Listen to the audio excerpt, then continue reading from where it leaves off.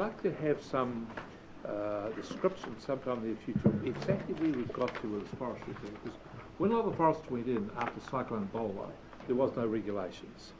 There's no things. And so we've got a lot of residual rights there and bad practices. Now we've got the council who's got its views about this council, and you've got Gisborne and their area of influence intersects with us. Then you've got the new national policy work coming through. And I'd just like to have a description from our council's team of what this actually means in practice on the ground. Now, what have we got left here now? I'm mindful of a problem where we had the rain came down, the wash came down, it was a massive flood. And I'm mindful of the fact that the railway was knocked out on two occasions, in two places, presumably by slash coming off the hills, blocking culverts and so on. So, although we've got these regulations, are they going to actually work? Are there any gaps here? Are there things we need to do? That's the sort of thing I'm interested in, you know? So it's not a question for you to answer today, but I'd like a paper of some sort that gives a narrative, a descriptor of, you know, the historical thing we've got to, what staff think are our outstanding risks or issues to be resolved one way or the other. Would that be helpful if we do that? Yeah, we'll certainly do that. I think we really appreciate that. Oh, sorry, just to follow up to the Plan Change 6 consents, just so the rest of the council's clear, that number's just for this current year. The following year, that could be the same number again, is that correct? Yeah. So this is, it's primarily the 3 exceeding subcatchments that we already have that are contributing to that approximately 320 resource consents. But in the following year, 2021, we're expecting, or even by early next year, we're expecting to have another 4 DIN exceeding subcatchments, which will then trigger resource consent requirements around about another 300 in the following financial year. Right, only one more slide. Although not a main focus, there are other points to note. So we're expecting, based on the last 5 years, for the number of pollution complaints that we receive to increase to about 13 to 1400 in the next year. We'll also be implementing a national landfill vulnerability project, which is currently being trialled in the West Coast and Southland, following the Fox Glacier landfill event. So we'll be looking at our specific vulnerability in the Hawke's Bay to similar events, using all the data that we have and collecting any gaps of data that we don't have on our landfills. And then a final note is our contaminated sites database will be migrating into IRIS as well, and we'll begin a proactive approach of identifying all contaminated or potentially contaminated sites within the Hawke's Bay. Thanks, Mr. Chairman. So that's the end of the presentation. So I don't know how you would like to run the questions. I'm sure what we're going to do is we're going to take Kesh to the substantive report. Neil, we'll start with you. You've got start with me. Little blue dots there. Yes, I've got blue dots everywhere. Look, I'm going to. Should we be afraid? Yes, you should be very afraid. I just want to.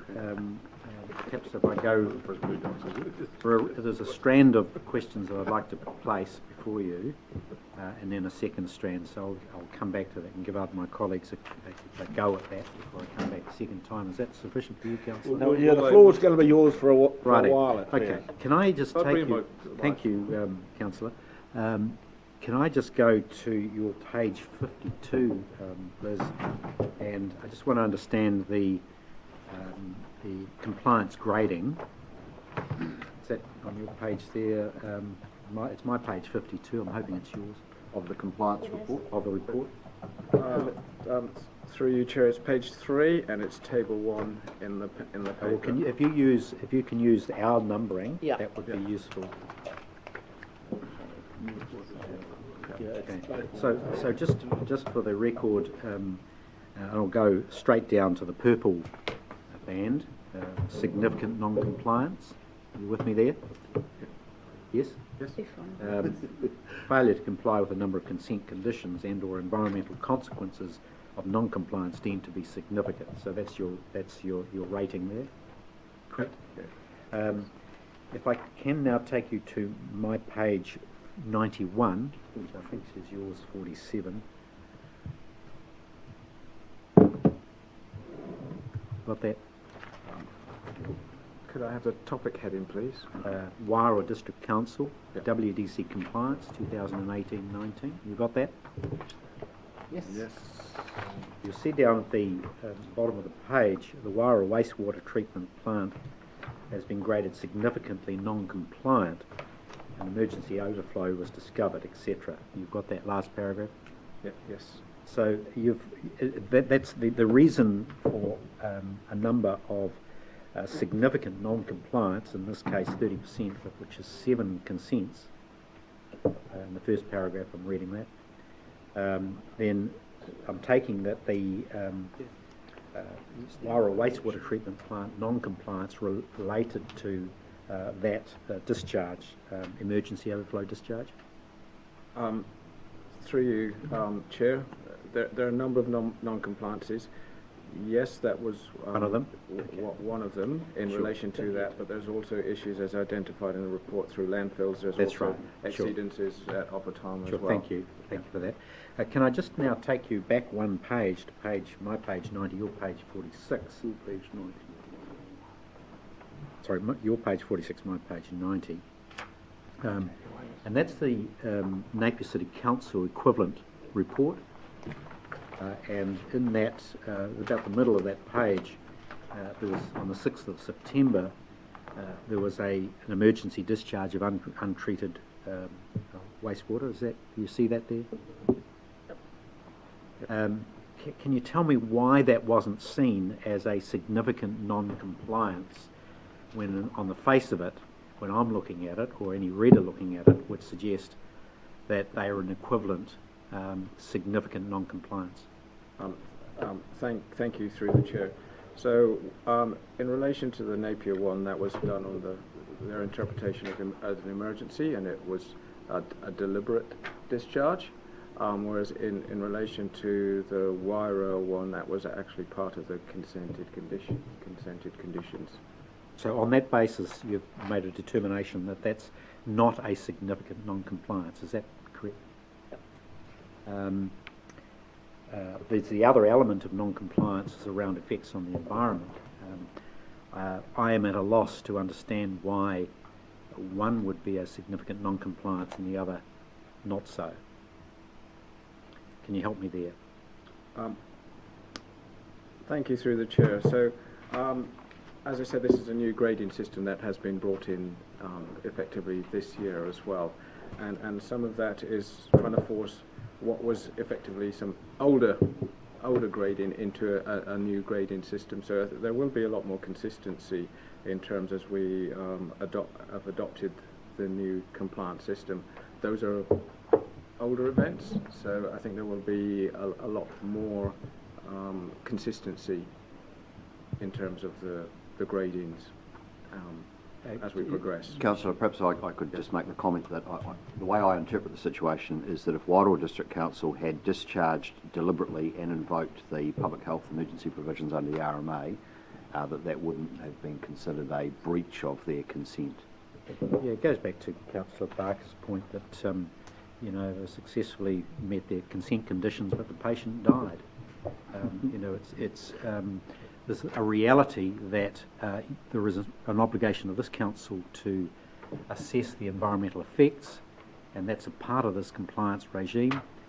Any reader of this document would be drawn to the conclusion that all is well, and in fact the lead paragraph of page 90 says the HBRC has seen a vast improvement in relation to the Napier City Council management compliance with the stormwater consents, ipso facto the wastewater as well, and I'm at a loss as to how we have arrived, or this report has arrived at a position to justify that. And my other question, in fact, is what is the evidence that you've based that assumption on, that there has been this vast improvement in the system? I don't know, Jack, are you the compliance officer for NCC? Yes.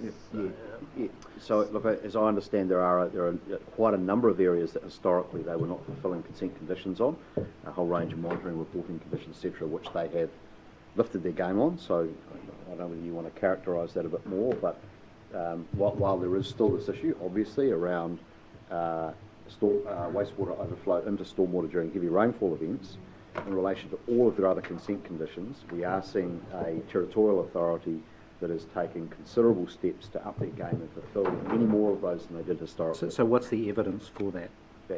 And they've also been proactive in their approach, so they're going beyond what they're actually required to do in their resource consent. So where's the evidence for that? We can provide a report on that. Yeah. The annual compliance report. Yeah. Thank you, through the chair. Can I just add that? So part of that, yes, part of the evidence is that they've actually been providing a lot more, some more information about the works, target dates, completion dates, and have actively been doing some upgrades to the works. But just in the context of the wider picture of, wastewater overflows and stuff, it's a common problem totally, across the country, and there are issues there. That's okay. What's that's fine. Yeah. But what's really important is to actually show that these whatever interventions are being put in place are actually tracking and improving. And so some of that grading that was actually done, and this was done nationally when it was considered, was looking at, well, what are there, is a totality picture, what has been doing, are there actually improvements, are works in there, are they budgeted for, and so it's how you're tracking against that as well. So an assessment is actually made across that. So you've got an assessment tool that you've got a really significant compliance grading methodology, correct? Now, I would have expected there to be some sort of measurement tool for you to enable you to draw a conclusion about the rating. I think IRIS provides for that, and so in relation to Hawke City Council, there will be hundreds of consent conditions, and each one of those within IRIS needs to be checked off against whether or not they have been fulfilled, and then that gets aggregated up to give the overall grading. So it is systematic and methodical. It sounds like to me we need to provide you with a detailed report on all of those consent conditions and how they've been fulfilled or otherwise by Hawke City Council. Some sense from you, Councillor, that you're not convinced that the overall grading is a fair reflection of their performance. Well, I'm just reading your report and drawing conclusions from what's in the report sent to me. And the report is telling me these are vast improvements. The evidence is clear that there are not vast improvements in the environmental outcome, and yet we've got a report that says that. I don't think the report says there's vast improvements in the Well, that's what it environmental. says at the top. It doesn't say there's Mr. Palmer, vast improvements in the environmental outcomes, there's vast improvements in their compliance with their consent conditions.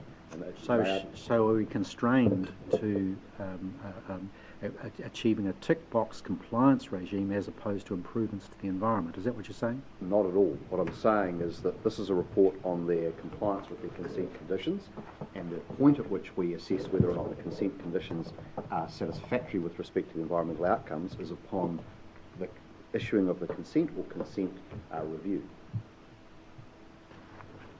That's where the environmental effects are assessed and the consent conditions are set. Sure. Yeah, I'll leave it to my colleagues, but I'll be coming back to a second round. Thank you. Oh, can I make a suggestion? Thanks, Liz, Nick and Jack. I think with the grading system, there's an opportunity that we could possibly add on another level to incorporate what we're saying. It's not quite compliant, but there's an emergency and there is environmental effect. So is there an opportunity to do that? So when it's reported, it's reflected a bit more realistically in terms of it's not within their compliance criteria, but there's an environmental effect. So through the chair, the grading levels have been set nationally. What we were in a situation of lots of different councils having different gradings, and it wasn't consistent. And so when we report back to central government on these gradings, these have actually been set. So within any consent or any consent conditions, as the chief executive has said, there's a risk element to all of those. And what IRIS does is actually looks at that and it compiles that and it gives an overall assessment of those. For some of the consents that you've seen, that these will be, partial assessments, because some bits are required at different parts throughout the year, and it might not fall in one calendar year. But there isn't much scope in terms of reporting adding different levels, because this is the nationally agreed best practice guidelines in terms of that, and then we start to get disparate reporting from different councils. So we can put some more context and explanation. Yeah, that Certainly we can might put help some more resolve context the and for problem. specific cases, and certainly we can do that. James is going to go, and then I'll come to you, Mark. Just a question to Mr. Zaman. Is it possible we can take up with the Ministry for the Environment the classification of incidences where public health emergency provision under the RMA has been invoked, and whether or not that should appropriately be reported as a non-compliance or otherwise? That's something that you can take up? Yes. That's a very good point, Martin. Thank you, Mr. Chairman, and thank you again, Nick and Jack, for the report. It's very helpful. What I'd be interested in seeing, if there is a report on this issue, which I know means a lot to Napier and Napier ratepayers and people are concerned about the estuary in particular, has the proposition that this qualifies as an emergency been tested? In the sense that I'm struggling with two things. One, a vague recollection that the case law supports what I'm about to say, and that is two, that if you are aware of a contingency, if you are aware that your pumps are inadequate to get the consented discharge volume to the outfall that you've been given a consent to discharge to the sea, how can that be an emergency? And that to rely on an emergency provision for something that you know is going to happen when rainfall gets above a certain level, 110 mils. may not qualify as an emergency. So has that proposition been tested at point one? And then point two, it's a bit unfair on you because you've just come to the job. But so I'd like to see, I'm just asking that question, but if there is to be a report on this, with a checklist of all their conditions, I'd like to see that issue covered. The second issue I'd like to see covered is, we've been told that there are works, targets, dates, completion dates. What is Napier City Council's plan? What is their budget item in their long-term plan and annual plan for moving past systemic reliance on the emergency works provisions? Because, if we're going to have a strategic and constructive approach towards resolving this issue, we need to be not partnering, but we need to be walking and marshalling Napier City Council to a point very shortly where this just isn't happening, because it's not acceptable. So that's what I would like to see in the report, and the approach that we drive this at a governance level. So, Councillor, when this happened last year, we had a discussion about the use of the public health emergency defence under the RMA, and my understanding at the time was that there was not case law. This has not been tested at this point in time, and I was of a view, and we had discussed it internally, that we should test that provision. And we had a recent rainfall event, and it was certainly my view that if we had a discharge, that might have been the opportunity to take the case. In the event, Napier City Council pulled out all stops, deployed all known resources, and actually managed to stave off a discharge to the estuary. So we didn't get into a situation where they breached, and they managed their way through it. So to some extent, we're out of time for the 2018 event under the RMA. We only have 6 months to take a case. So I guess at this point in time, Napier City Council and the other councils are on notice that we would certainly reserve the right to test that defence in court. And it is something which I think regional councils nationally would have an interest in seeing some jurisprudence develop around. Well, you could test it through just an opinion. You could test it through seeking a declaration, for which would be no time barrier. An enforcement order isn't time barred. But I think more constructively, rather than arguing over the semantics of our enforcement reports or that, we need to be getting through the situation to resolving it. So that's what I'm most interested in. That's right. How are we moving past systemic reliance on an emergency provision, and by when? So Napier City Council has a work program in response to that. Of course, there is some level of debate about whether the level of resourcing and the timetable around that is acceptable. I understand that their constraints are less financial and more around human capability to deliver what needs to be delivered. They have got a program of reducing inflows and infiltration And the way in which they managed the most recent event, I think, was evidence that they are making progress. Now, I understand through the local government elections there is some expectation and focus on this, and the newly elected Mayor of Napier City Council has expressed the view that she would like to see greater resourcing and greater urgency around this issue. I think it's a matter of significant public interest that we need to have a discussion with both new councils about with some urgency to understand what is their program to get to a point where they are not having these discharges. Thank you, Mr. Chairman. If we had a baseline report to that effect, then we can move forward. Thank you. I think the other part about this is one of our issues we discussed about compliance was we had a preference for people to change their behaviour and to fix the wrong rather than simply dong them on the head with a fine. And with that philosophy in mind, I think this is what's happening now with Napier. And the last event I found very encouraging because for me, for the first time in all the time I've lived in Hawke's Bay, the Napier City Council admitted that its infrastructure was inadequate for the job. And when it put out a public call for people not to flush the toilets, not to do this, not to do the other, this was a serious admission of complete inadequacy, which we'd never seen before. So I think they've got the message. Craig. Just quick clarification, actually. You said the other councils should consider themselves on notice. So have you formally given them notice, or how do they know they're on notice? No, we haven't, and I guess I'm expressing a view today. Those prosecution decisions ultimately rest with me, and I have for some time had some concern about the very matters raised by Councillor Williams, which is there is some degree of predictability about this matter. Is the public health emergency defence under the RMA sustainable? And so, I'd certainly welcome that being tested at some point, whether it be through a statutory declaration or us even getting an opinion, although we have had some opinions historically on this matter. So therefore they're not on notice formally because... They're not on notice formally, but following today's discussion, I'd like to give consideration to whether or not we make that clear. But that's something which I'd like to engage colleagues nationally on, because this is an issue that every region is dealing with, and I think a consistent approach taken around the country would be helpful for everyone. But before I come to you, Neil, I just want to comment on Martin, because I think that was most eloquently put, and I won't get it as well as you did. But when we had 90 mils of rain, they normally at 110 is their crucial point.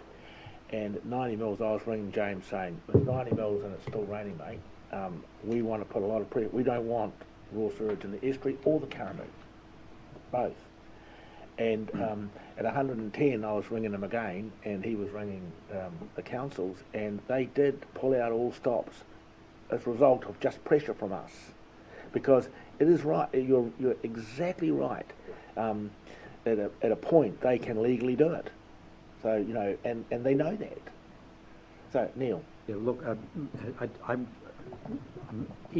quite capable and would like to dive into the detail, but what I'm seeing here now is the opportunity to get this council's reporting accurate, transparent, and saying things that are meaningful to aid the debate. So that's rule one for me. And I'm much more interested to ensure that our reports are correct. And I go to your page 51. Your page 7 and 51. We've got a three-circled thing there, and I'm assuming that this report will be followed by sister reports that detail our actions around resource consenting and policy and planning, what we're doing in those areas. Am I right in expecting there to be a subsequent report that details that? I'll get Tom to speak for policy and planning, but in terms of resource consents, we haven't traditionally done an annual report. Our consent reporting has been prepared through the annual plan or an annual report, but we can certainly look at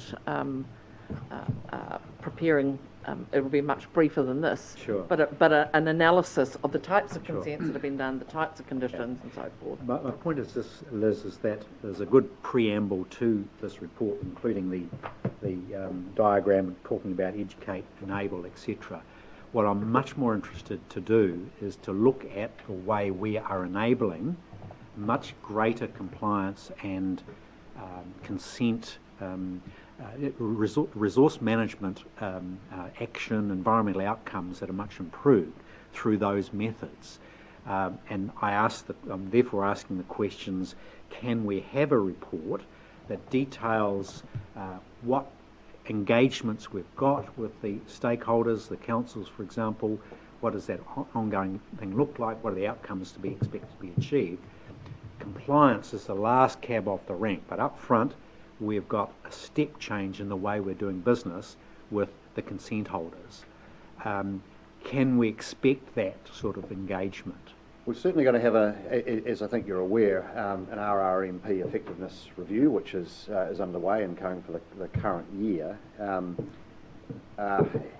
There's a slight how do you eat an elephant question here, because obviously we've got many parts in play, and if you take the tank plan change, for example, that has significant chapters around stormwater, for example, and is all about improving the environmental outcomes that then flow into consent conditions, that then flow into compliance and enforcement. So there is an ecosystem of activity, as you're aware, which this diagram tries to represent. And each of those parts of the environmental management system is dealt with through a different committee of council, effectively. It's not a tight, seamless machine, probably to the extent that we'd like it to be. And a big challenge with that is the planning process, which obviously regional planning committee is a big issue in the middle of that, but also all of the consultative and community engagement processes that sit around that, and the planning the cycle, which is not particularly agile. Yeah, so I think what you're really asking for is a description of almost the totality of the business, or a summary of how the whole business, right across the planning functions, which are informed by all of our science functions, how that then flows into our understanding of the state of the environment, what we're trying to achieve, and then how that flows around into policies, rules. Sure, no, I know what you're saying. I don't want to be the only speaker here, so I'm going to let my colleagues speak. But James, that's not what I'm seeking, is this global conglomerate of a report. We've got clear guidelines in the RMP around how we ought to be working with the local authorities. So specifically on local authorities you're talking about? Well, I think the messages ought to be as relevant, for example, with the forestry sector or farming sectors as well, that we need to engage, enable, collaborate with all consent holders, but in particular those that we have specific responsibilities, and the local authorities are discussed and outlined in the plan. So I want to see performance, this council's performance against the plan. So, Councillor, can I suggest, because look, we really don't want to frustrate you on this, and we've had this conversation several times over the last few years, where we keep trying to improve our level of reporting to you, and every time we do so, there's a reasonably high level of dissatisfaction from you about what you're getting.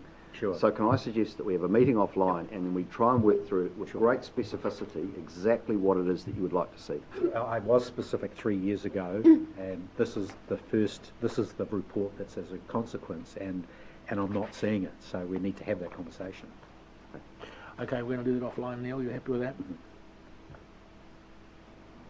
Jackie, you've done your presentation, haven't you? So we're just taking questions. Yep. Are there any other questions from councillors? Just a comment, given the introductory, and just to note that, am I correct in saying the vast majority of consent holders across Hawke's Bay comply well? Because we've got, and I know it's not your standard or your measure, but the green line is just you comply, or the green tick or whatever it is. If you're failing, it's nearly failing a little bit, failing really badly with your various reds. So I'm sure some organisations actually absolutely exceed whatever their consent conditions are. But the vast majority of consent holders across Hawke's Bay are complying and adhering to their conditions, is that right? With the exception of the two in particular you raised in the start.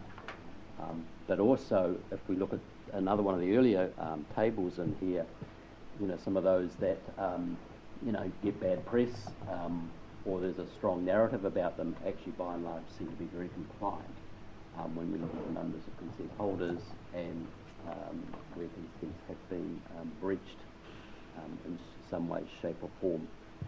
And just finally, just pick up on Councillor Curtin's point, you know, I'm very interested in the fairness of people across Hawke's Bay. They fully expect all organisations, regardless if they're a local authority or not, to adhere to and have the same consequences and monitoring of their consent conditions as if they themselves were under the pump.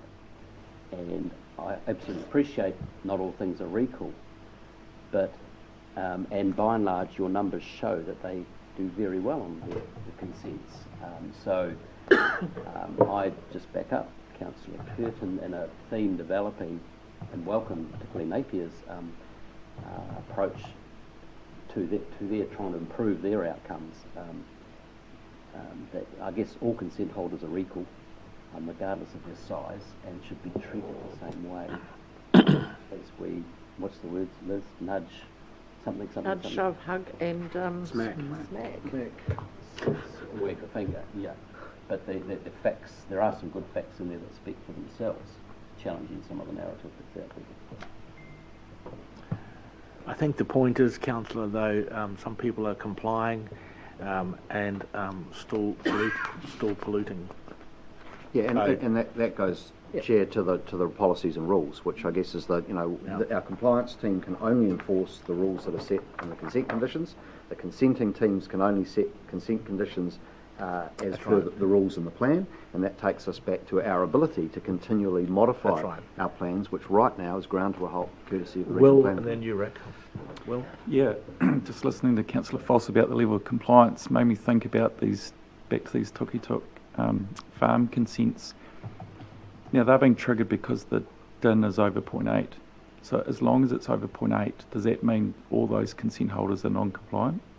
And is that going to totally ruin our stats going forward? No, so each of those consent applicants or landowners will get issued a resource consent for their own land with a set of conditions that they'll be required to meet, and they'll be largely based around their own farm environment management plan. So they'll be assessed on that, not on the measure in the river. So no, they won't be marked as non-compliant because of that. Just to be clear, they'll be non-compliant with the plan if they don't have a consent. Yeah. Yes. But once they have consent, they are compliant. Yeah.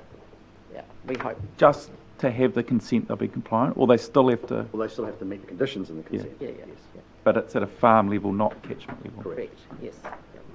Rick? I will come to page 5 of the report. This is the small thing. We're now obliged to read these things on this committee. And it's very hard to read the print on some of those things. That's why we put a high resolution version into Stella alongside it. And I know Mrs. Hooper sent out an email apologising on Friday. We're working on the technical reason why that is as low resolution in the agenda papers as it is. Oh, yeah, but I just think the thing is, it's written as if, to me, the page set, who's written the page set, it's written as if it's going to be a printed document, and it needs to be thought of in the future as if they're going to be electronic documents. Agreed. And so we've had this problem before. Yes. But anyway, the next thing I want to go on to the page 6, and I see we've got the engage, educate, enable, enforce, and we go on to the other parts about how we do. What I didn't see here was we have now a policy on this, don't we? You have a compliance and enforcement policy, yeah. Yes, we do. And I didn't pull it out because I didn't have time to go and pull it out, but this didn't seem to sort of fit quite the theme or the balance we had in our compliance and enforcement policy. I might have got this wrong, because I thought we were quite strong on the issue of getting people to comply. The first option is to comply, to encourage behaviour change. And I thought it was really, we thought a lot of this, but when I read this here, I didn't get that impression out of this document, you with me? So I would just like you to go back and look at our policy, what it says, and then how it's, if you've got the balance or the reflection of it in this document. I think we've missed it a bit here. Okay. You with me? Sorry? Thank you. Through the chair, I have looked through the policy. Yeah. And so what this is saying is that certainly the policy is in line with best practice guidance as well, and these are the things that you consider. So if you look at when you're considering enforcement action on page 5 of the report I have before me, these are the things that you have to consider to take enforcement. And the Solicitor General guidelines and other guidance documents actually set that out, and we're very much in line with that. What this is saying is, when you look at overall at strategic compliance, you have a number of tools, and the party that you are regulating, you look at them and say, well, do we need to, before we hit everyone with a hammer, as it were, is it about education? And it might be a different part of council that does that, very much so. So to Councillor Curtin's point, or was it Councillor Foley's, sorry, you try and bring people along, and so you have a lot of different tools in your armour, and what you use along the spectrum might be different for actually different people, and there's a bit of discretion in there. So that's... I get that. I understand that. I'm making a completely different point. The point I'm making is that when we discussed our policy, we had this very clear thing that we wanted compliance and voluntary compliance with the first things. We wanted people to make the changes, identify the problem, and them to make the changes to do that first. That's what we wanted.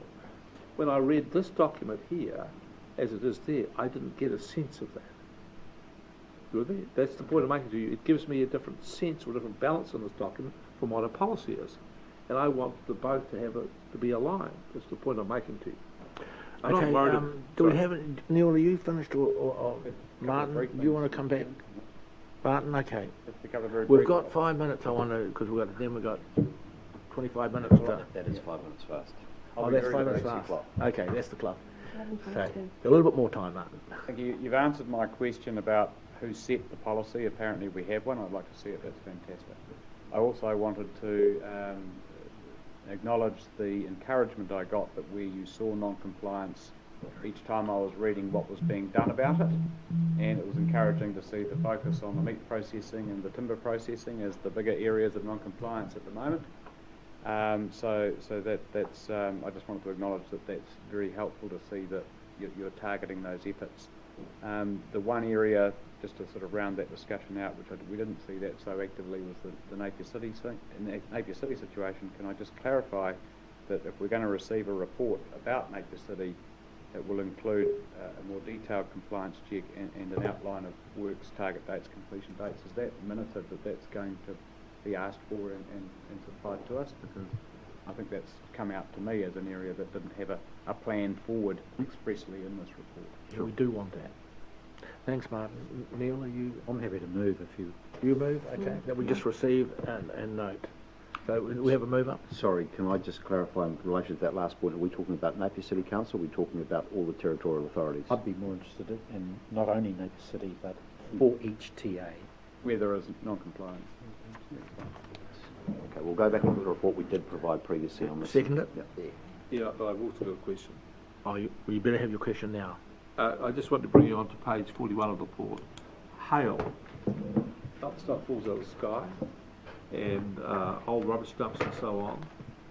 I just signalled, I like the part of your report, I'm not objecting, but I think there's a range of old dumps around here at Hawke's Bay that we need to get a head around what we're going to do about them.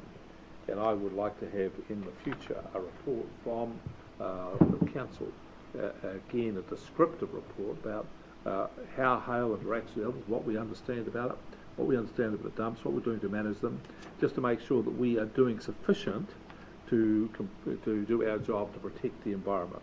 Because a lot of them are out of sight, out of mind, and I do like the Fox River and a few others.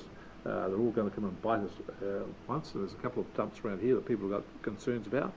So we know of them, and we can't pretend they don't exist. So I just would like to have a report come from officers about the issues here, what we need to be thinking about, because it might mean that we need to put some resources in to go and fix this. All very well going to say we're all compliant, but the bombs are ticking. I think that's a very, very good point, because it's out of sight, out of mind, but we all know they exist, and I nag in every year about, has he got his monitors in? But we need to know, councillors need to know, because we're going to get caught one day. Okay, so we have a mover, and will you second, Rick? Yes, I'll second. Do you wish to speak, Neil? Yeah, I will speak, Mr. Chair, because I do want to lay down the challenge and encouragement for Mr. Zaman. I'm delighted to see him on board coming to see us, we can new broom on this and set a whole new regime. So, and Jack as well, that we've got the opportunity now to make some real inroads into what is significant at the core of this, the council's business, and is highly important to us, particularly in this term. I just want to reiterate where I'm seeing, if you like, the report not giving us certain pieces of information, and it's in the Regional Resource Management Plan, the non-regulatory methods, and it relates to how this council will engage with local authorities, and it will encourage the development and implementation of protocols and systems to aid all Hawke's Bay TAs in the day-to-day administration functions of under the RMA. The objective to set protocols and systems for information gathering, sharing, joint hearings, natural hazard planning, contaminated sites, and wastewater and stormwater control issues. So to me, that's a much bigger issue than a simple reporting around specific consents. There needs to be a major both dialogue taking place and reporting thereof back to this council as to our performance against our own plan in that regard.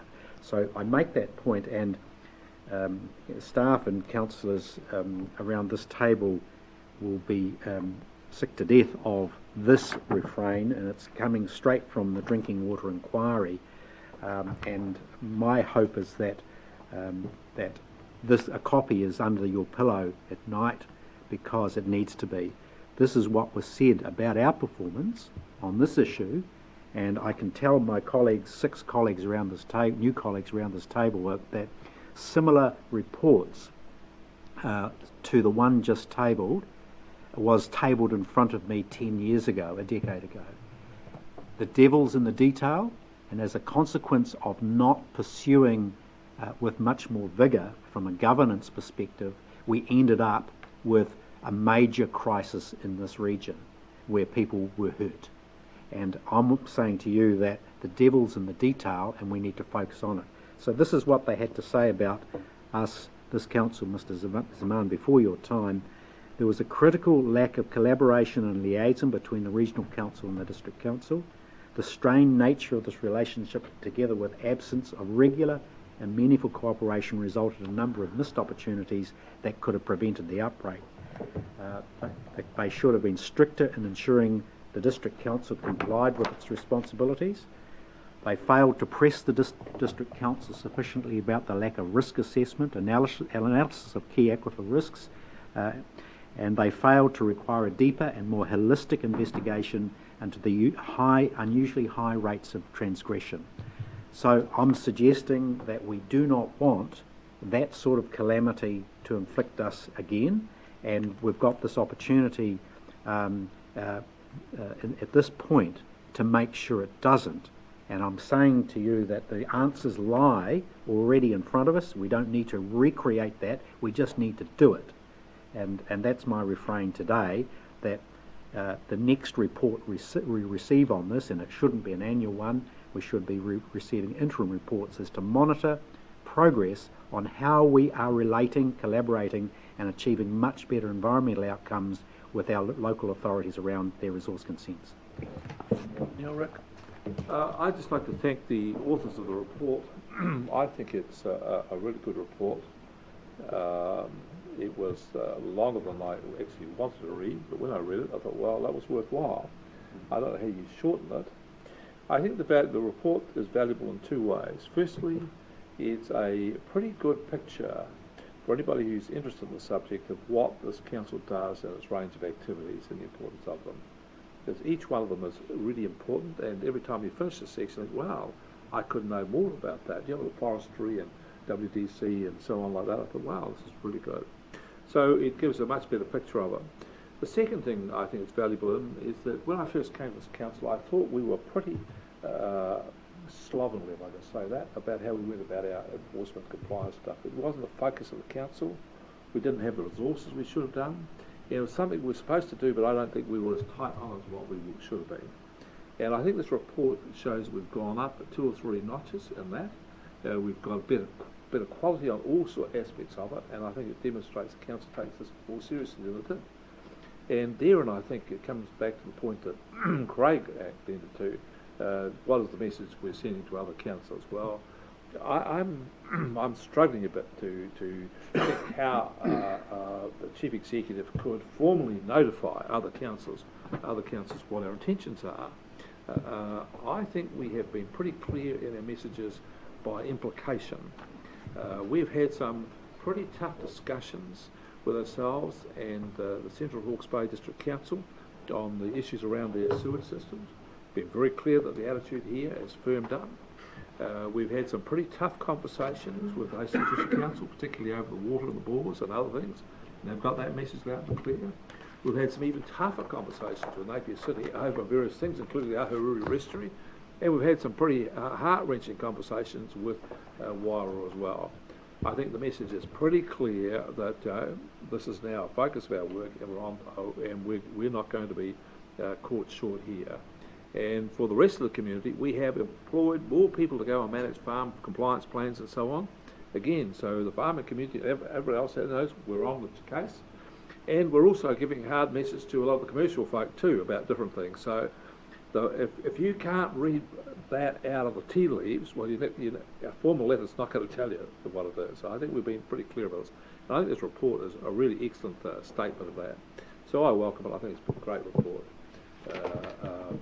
You won't make the Book of Man prize, I'm sorry, but it'll go close. Thank you, Rick. Are there any other speakers? Just a link to our long-term plan and the value set and goals that we set ourselves. So, as organisations comply to their consents, actually, is it correct to say at the end of the day they're assisting us in deliver on our long-term aspirations and plan? And so again, it's kind of repeating a little bit of what I said earlier. In fact, yes, we've got the stick, but also accolades due where accolades should be due, because the vast majority are helping us achieve our environmental aspirations for Hawke's Bay, and I think they should be applauded. Thank you, Craig. Any other speakers? Okay, this is to receive a note. Do we have a mover? Already done. Oh, You moved and seconded? seconded. Oh, of course we have. All those in favour? Aye.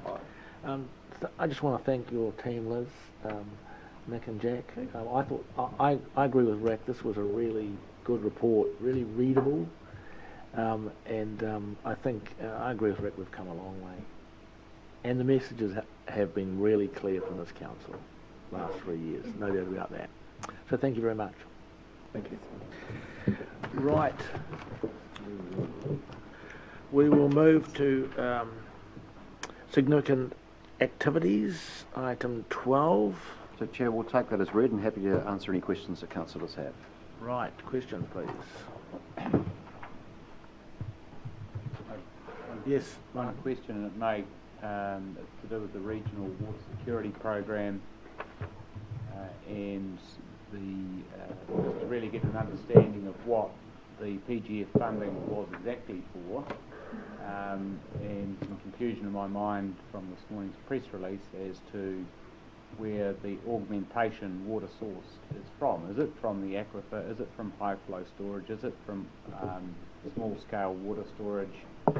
And if we were all clear about that as a community and as a council, would we be having the debate that was in the paper this morning is my question. The short answer on that is it's intended to come from the aquifer, but it's possible that in the event that there is some form of storage to manage aquifer recharge, that would supplement the resource available for augmentation. In relation to your broader question around the PGF program, Mr Skirman had a presentation to deliver to you last week at our strategy day, and unfortunately we're out of time. We have scheduled that for next week, and there will be a full presentation following the Environment Committee on that. Thank you. well, that's a quiet bunch on the activities. Just a question. How often does this get updated? Monthly. Monthly, okay. Chair, look, I'll just make the observation that we have an awful lot on across many fronts. So, look, I'm just exceptionally pleased and proud of our staff in terms of the number of balls that they're juggling at the moment. I was interested in the land acquisition, the 44 hectares at Aramoana. Was it ever put to the farmer that he protect his own soils? We certainly put some in the discussion. There are significant widespread challenges across that whole property that we're going to actively pursue. The reality was that the most effective way for us to get progress in that particular bit of the coast was to acquire it, and it's going to be a process by which we've already begun engagement with the community, with Tangata Whenua, to have the Reserve Society or a collection of the community basically take over the management and restoration of that land into the future. Thank you. And a supplementary question is, did the price that we paid this landowner reflect the value? In fact, that it had no value. Values are difficult. Well, it's falling into the sea. So we had it valued as part of the exercise, and we paid well within the valuation. So you paid the valuation. Just under. Yeah. So values are a subjective thing. We had it independently valued, and that's where we settled. Mm. Okay. Are there any other items that anyone wants to discuss here? Otherwise, if not, we'll take a mover that we receive and note this report. I'll move. Thank you, Sheriff. Anyway, will second. Do you wish to speak, Sheriff? No. Anyway? Apart from that, as a new councillor, I find this document really interesting, and it gives me a good scope of what we actually are about. A lot of things. And there are some particular areas that maybe fits with our own portfolios and areas of interest. So, if it's appropriate that we actually meet, and that's another question I do have. It relates a lot to different management groups within the organisation. And one thing I have missed, and maybe because I wasn't here on the 23rd of December, I've lost the big picture of actually where the management group sits and who sits where, and is there actually a table available? Organisational chart? Yep. Really would love to have that maybe on Stella, so we can actually, so I can go and talk to the right person when it comes to questions, rather than actually filling up the time here. Thank you, but Chair. Otherwise, very interesting, very good for us, especially us new ones. Anyway, I agree. And will we have the group managers available to speak to any of this during our meetings when we get these updates? Fantastic. We try to get as many as possible available for these council meetings so that they can answer any queries. It's not always possible to have everybody here, but we do our best. Anyone else want to comment? Otherwise, or probably not, because they had already had a chance. So we have moved and seconded. All those in favour? Aye. Against? It's carried. So we have 15 minutes. More 50. Organisation performance report. So, Chair, once again, we'll take this as read, and happy to answer any questions from the commentary. Yeah, I've got a question. I'm amazed how you will be able to have your electricity and gas use down by large percentages. How did you do that? The lights off at point, right? Straw houses. Because your organisation is not shrinking, so it's actually quite amazing how you've done that, and that's, I think, is a really good story. So just various sort of small initiatives that the corporate support team have introduced, and even just sort of reminders to the organisation on a weekly basis about how they can conserve energy. So yeah, a good story, I think. Great. I've got quite a few questions, but I can ask most of them offline. But there's just one point about the theme of the document, which is a great 3-month snapshot. But I'm none the wiser as to how we're tracking towards long-term plan goals, our running averages, etc., etc. And so, to me, it's very interesting that this is a subset of maybe another document which shows how we are actually tracking versus what we're tracking to the last quarter. And the other theme of that is also, if it's a subset of that document that we can receive, then we can see the forecast and any iterations or changes that we may need to consider as we're going through the various planning processes because of the evidence from something like this internally. Because, by and large, all looks pretty good. But again, that's only an observation for 3 months-ish of data there. So if you could compliment us or the council with that other kind of documentation, how that linked, that would be very helpful. So the current practice is to report on the level of service measures under the long-term plan on a 6-monthly basis. And so what you have in the document from page 9 and 10 is a very, very high level snapshot of those 60 level of service measures for the 18-19 year. So we haven't been able to report on those for the first quarter, and we will be providing those at the 6-month point, first of all through the Finance Audit and Risk Committee. I would need to have a discussion with the relevant staff about the viability of reporting more frequently on those measures. I would note that most of them don't change markedly between quarters, and so 6-monthly has been traditionally an adequate reporting period. So I guess at the first quarter and the third quarter of the year, you're more likely to get narrative around activity, which may or may not impact on those, rather than performance metrics per se. Okay, okay, no worries there then, if you can, though, because I'm still interested in that, because yes, to me you already have that data, it's just a matter of reporting it. But again, for brevity, two things. Maybe I missed it, but you go through some of the risks and incidences and things through here. Cyber security, is that, have I missed that in there somewhere? No, look, I don't think historically we've reported on cybersecurity, but there'll be a range of metrics that we can probably bring forward. So well, as directors or councillors, actually we become, or a company bunch of directors become liable if they haven't understood that risk and made decisions about it. Increasingly so, particularly with the listed company, yes, but also often territorial or local government authorities are a very vulnerable vector for others to attack something else via us. And I'm sure we all realise there'll be hundreds of attacks, robot attacks here a day. So we have recently undertaken a review of our IT security, including cyber security, and actually the recommendations and the report from that will come to the next Finance Audit and Risk Committee. It's on the agenda for that. And I think potentially at that time we could make some recommendations about reporting through to this organisational performance report what we want to see and what those measurements are. Okay, great. And just so finally, thanks Mr Chair, just things like your page views and all that, and that's what your report, it's all very interesting and nice, but actually to me it's not relevant unless that's a percentage of something. Like, you know, there's 5,606 views of our river levels page. Coincidentally, there's 5,606 views of our election results. Now they may be correlated, or that's a mistake, but actually that's quite a small proportion at the end of the day of the people in Hawke's Bay every day could come have a look. So it's how material actually are some of these numbers. On their own they kind of look big, or unique visits aren't reported there, they're just individual visits, just that stuff. Everything in the context across the total population of whatever's been measured, to me is very interesting, those trends. That's fine. Look, we'll have a look at how we can improve that. And if you could take that offline, Jay, because that's of particular interest to you. Can I just pick up on one thing?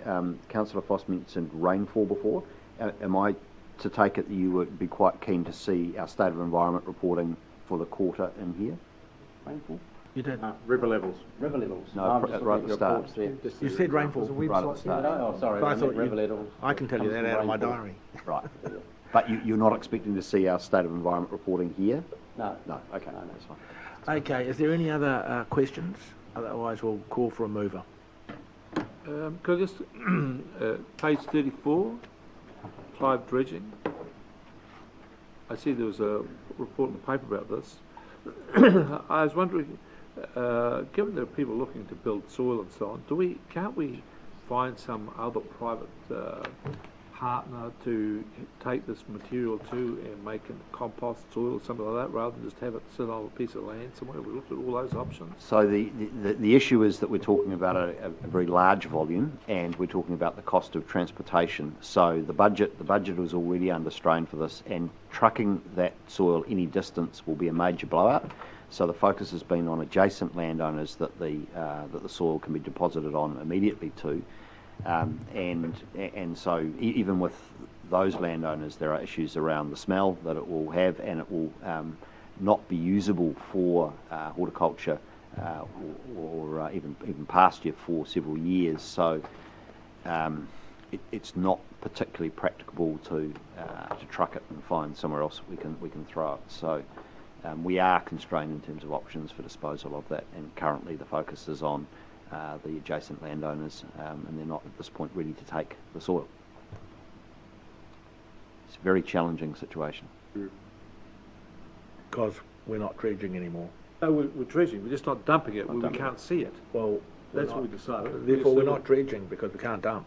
I know, but this is all stuff because we're not prepared to dump it where we can't see it, just to pretend it Dump don't it in have wire or Sorry? Dump it in wire. Put on I think train. train it down. Okay. Happy to move your report, Chair. Thank you very much, Rick. Do we have a seconder? Second up. Second, Jareth. You wish to speak any more, Rick? Oh, thank you. Jareth. Okay. All those in favour of receiving this report? Aye. Aye. Against? It is carried. Thank you. We have minor items, Craig. You had, you're going to make as this. in the email, I'm just asked for a quick brief from yourself. Maybe just concentrating particularly on the Christchurch one at the moment, given what Councillor Curtin was saying earlier, that his interest in discovering information around, say, the water issue in Havelock a few years ago, and just what implications or any interpretation you take from the Chief Ombudsman's findings about Christchurch, how confident you are that everything here is working as well as we all expect. So, look, the Chief Ombudsman has criticised Christchurch City Council's senior management team, as I understand it, for withholding information, particularly around poor council performance, from council reports and public reports. Look, I would absolutely agree with the Ombudsman that that's utterly unacceptable, and it's certainly not a standard that we would remotely contemplate here. We have done an awful lot over recent years to increase our level of transparency and reporting across organisational performance metrics. I wouldn't say that we're at a point of perfection, and there's room for improvement, and one of the things we were keen to get a bit of feedback on today, but we can take it offline, and we're happy to receive emails if there's anything that we're not reporting on or if the quality of our reporting could be improved. We're really keen to hear from councillors in that regard. Certainly our expectation in terms of organisational values around transparency and accountability are strong. I have absolutely no reason to believe that anyone in this organisation is withholding poor performance information from certainly either from me or from councillors or from the public.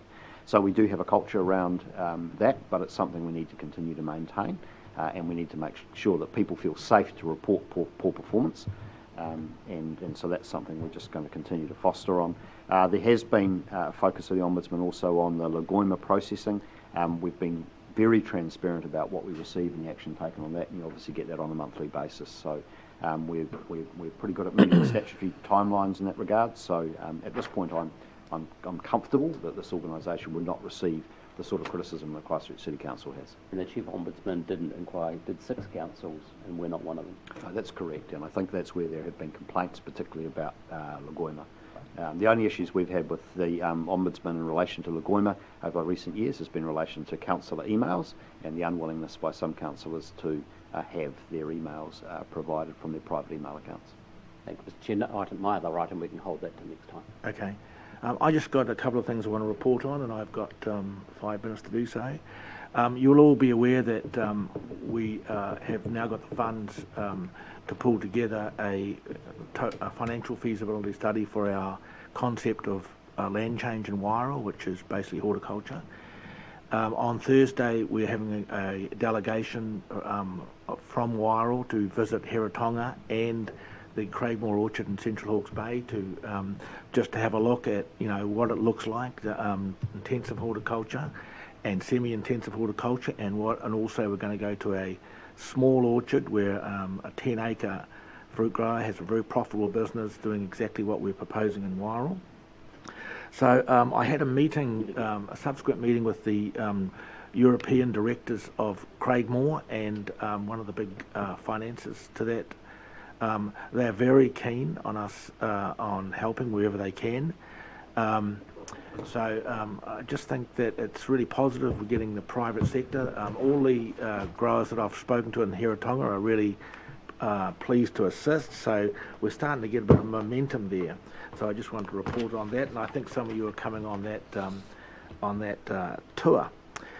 The other thing I just want to report on, I attended the Nikki AGM on Saturday, which I have to say is just this fantastic event that Nikki have put together. There must have been 5,000, looked like 5,000 kids to me, but there was well over 5,000 people there, and it was just a great day. I sat through the AGM and stayed for a couple of hours of the day, so just want to report that I did go to that. Okay, so thank you very much, councillors. That's the end of our meeting, and you need to be commended. You are dead on time. You're actually 5 minutes early. So, karakia close, Chair. Yes, sorry. All going to plan, in 5 minutes on that clock. There should be a bus outside to take us down to Bostock as part of the afternoon program toward the Regional Planning Committee workshop. For lunch. For lunch. Can I introduce you? You're very familiar with Glenn Webber, who's sitting back at the back of the room. And so we're very fortunate to have Glenn back to help us through our workshop program. For those new councillors, Glenn is well respected in the facilitation space, and so I'm very pleased, apart from the fact he's related to me, I'm very pleased that he's helping us again this afternoon. To Glenn's right, can I introduce you to Paul Beverley. Paul specialises in resource management, consenting, and had a lot to do with treaty settlements. And the one that's most closest to us is, of course, Tūhoe. So that fits well in terms of our RPC discussions this afternoon. Paul is also the national chair of Buddle Finley.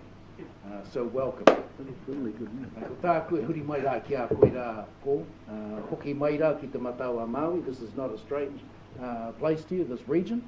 And so we welcome you with great glee in terms of supporting us this afternoon. The reason for inviting Paul, and at least saying who he is that when he gets on the bus with us, you don't say, who's that? Satisfied. In terms of the realm of koha, and finishing our karakia, because I gave a koha to Rick this morning, I gave him a new set of cards. Oh, Peter gave them away. Here we go. I'm going to stand beside Councillor Barker, and we're going to do whakataka te hau. We couldn't say this enough during the day for Hawke's Bay. Right. Whakataka te hau, ki te uru. Whakataka te hau, ki te tonga. Kia mā kina ki uta. Kia mā tara ki tai. E hi ake ana te atakura. E teo, e huka, e hauhu, tihe, mauri. On the flip side, cease the winds from the west, cease the winds from the south. Let the winds blow over the inlet, let the breeze blow over the ocean. Let the red-tipped dawn come with a sharpened ear, a touch of frost, the promise of a glorious day. Kia ora. Thank you, Chair. Thank you. I always think that's a hunter's prayer. I want to say that the